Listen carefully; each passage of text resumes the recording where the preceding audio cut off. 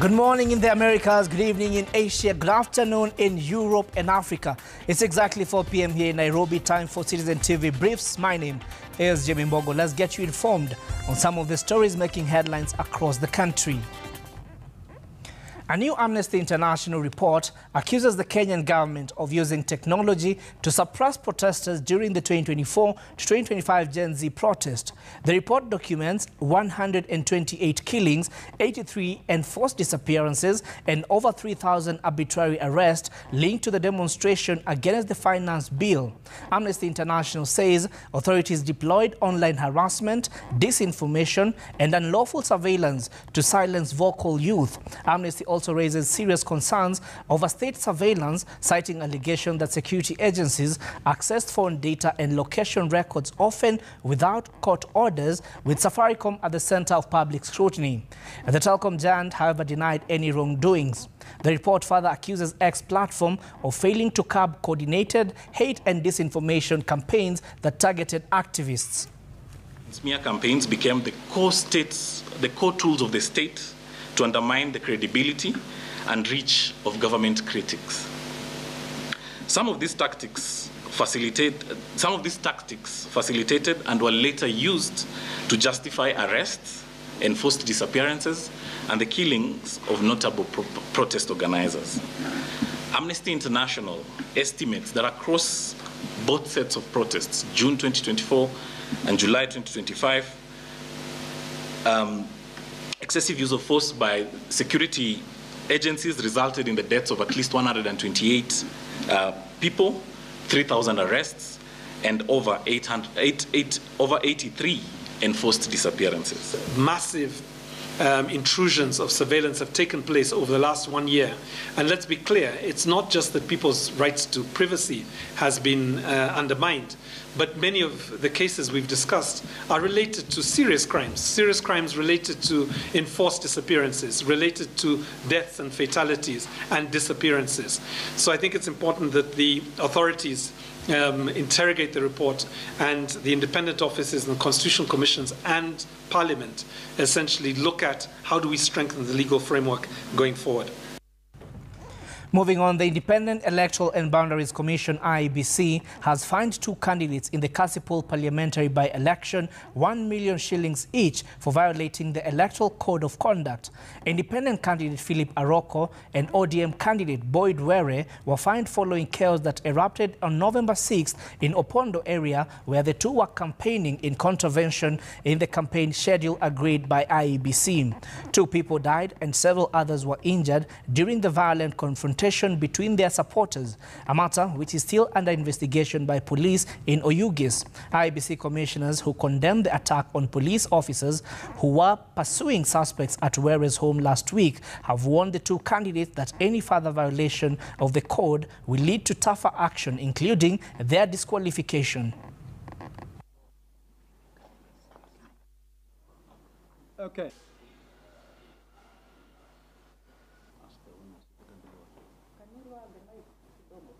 A most stern warning be and is hereby issued to both candidates that should any violation of the Electoral Code be repeated by any of them, this committee will consider all penalties under the law, including, with emphasis, their disqualification. I just want to state here that myself, I've been a peaceful man since I started this campaign in 2023. So I still keep it peaceful. I've signed this document bearing in mind that if I do anything that is opposite, the circumstances that will follow may not be favoring. I want to urge my supporters, I want to urge all candidates in the Kasipul by-elections, all residents of Kasipul, let's maintain peace. Let's embrace each other. It's only 1 week to the by-election, so let's campaign peacefully, let's maintain peace. At the end of the day, we'll only have 1 member of parliament, and at the end of the day, the people of Kasipul will choose their member of parliament. Now, the Council of Governors Chairperson Ahmed Abdullahi has accused the Ministry of Health of taking a unilateral decision on the management of health under the Social Health Authority. Speaking in Naivasha at a symposium on the Affordable Housing Program and SHA, Abdullahi accused the national government of failing to consult the devolved units despite health being a devolved function. We have listened to cancer survivors, cancer patients, parents, leaders. So there's something we're doing in line with the benefit and advisory, benefit tariff and advisory panel. And we apologize for that mix-up. We'll be bringing you that story in just a moment. Now, on health matters, where Health Cabinet Secretary Aden Duale says the Ministry of Health is reviewing and upgrading packages under the Social Health Authority program following feedback from Kenyans, especially on cancer care. Duale says his office is working with the benefit package and tariff advisory panels to revise the tariff, especially the oncology package currently capped at 550,000 shillings. Now, the CS made the remarks while opening the annual Kenya Association of Private Hospital convention in Nairobi. We have listened to cancer survivors, cancer patients, parents, leaders. So there's something we're doing in line with the benefit and advisory, benefit tariff and advisory panel.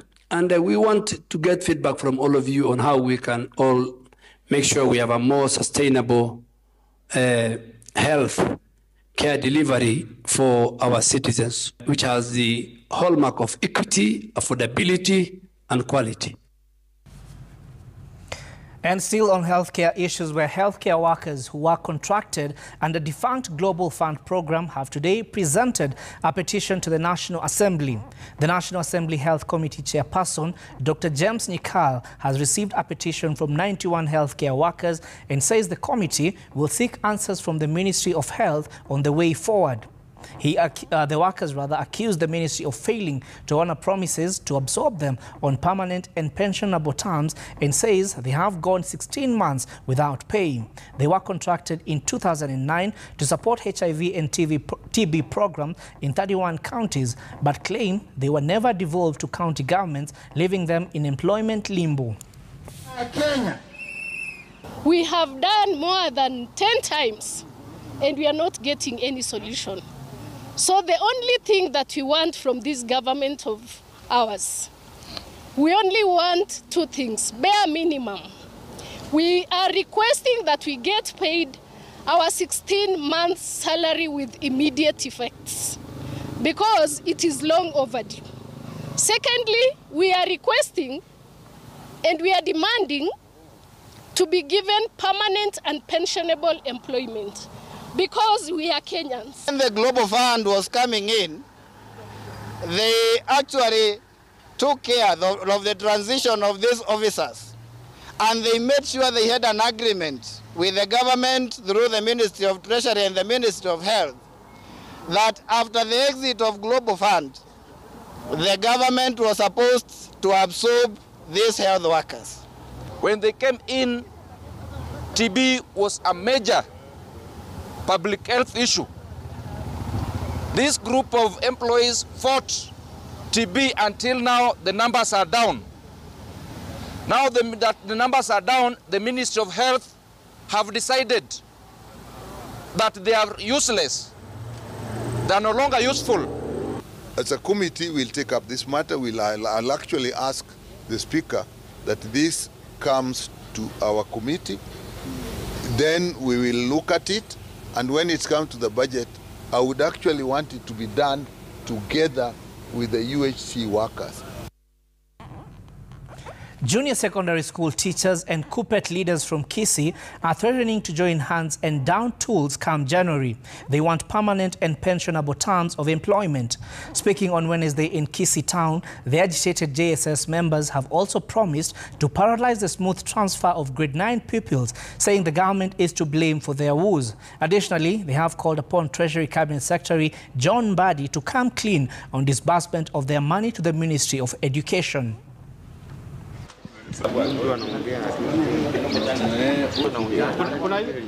Tumehuzunishwa na yale ambayo yanaendelea kutoka kwa rais wetu, kama unatusikiza penye uko, jua science moguls, we are not happy at all.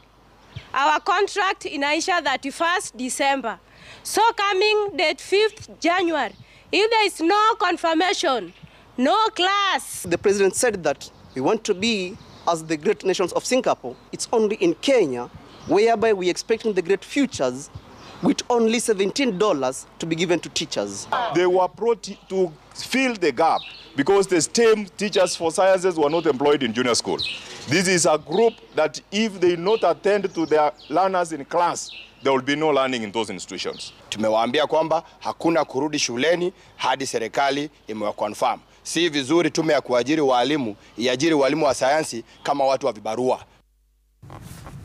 From education matters to some politics now, where ODM has launched the final leg of its campaign in Kasipul constituency ahead of next week's by-election. Speaking at a rally in Kachian village, ODM National Chairperson Gladys Wanga called for peace, condemning recent clashes in the area. She urged security agencies to heighten patrols. ODM candidate Boyd Were pledged to run a peaceful campaign. Now the leaders urged supporters to refrain from any acts that could disrupt the polls.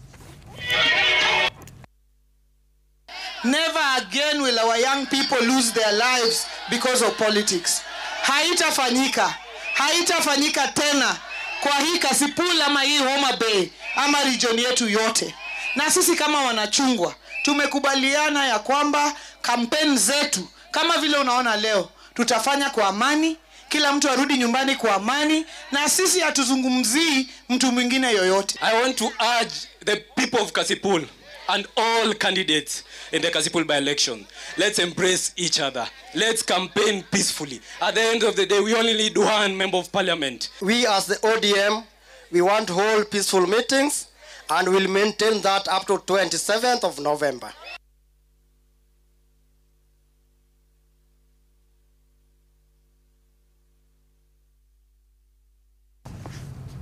Now, View Travel, the 2024 outbound award-winning Kenyan traveling agency, has announced a significant partnership with Qatar Airways under the theme, quote-unquote, opening Qatar to Kenyan travelers.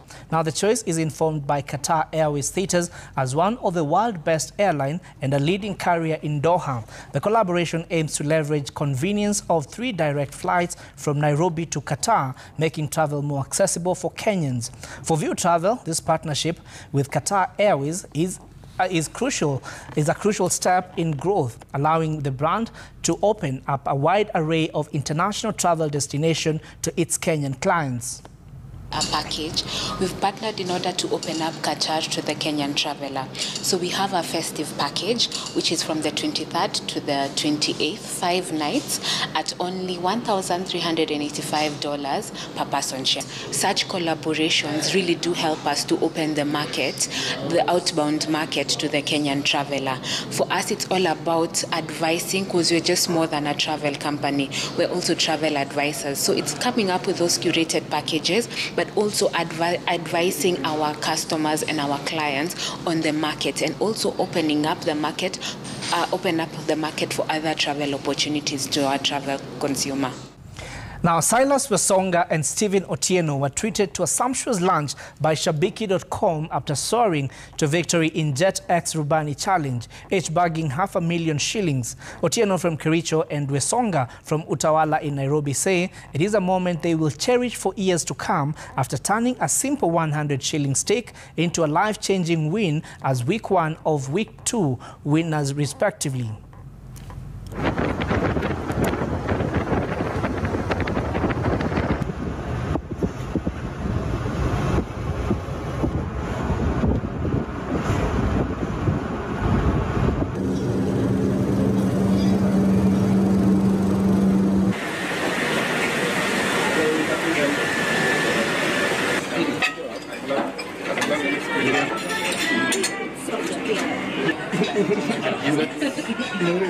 Kama imekuwa one of the most experience I've ever had ya kukua kwa lunch, kukua na lunch ya ki5 star.